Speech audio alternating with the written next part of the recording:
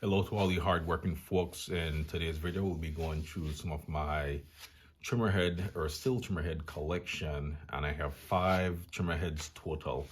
The first one we're going to be looking at is this standard bump feed head, and you pretty much hit this on the ground and it feeds the line out, and it's pretty nice. It's reliable, and I guess the one drawback about it is sometimes you might accidentally hit something and this line's going to come out.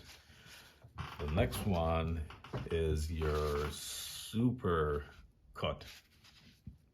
or I guess speed feed, as some of you might know it as, and it pretty much puts out that line automatically.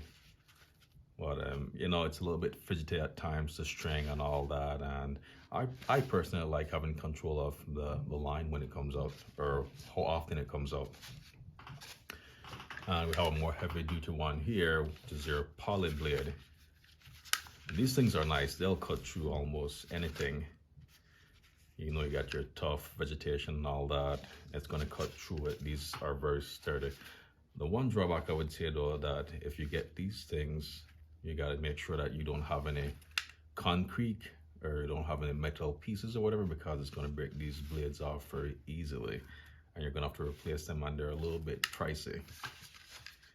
So let's go over our metal, and here you have your brush knife, and this one is not a STIHL brand, but it's pretty much similar, and it's at half the price.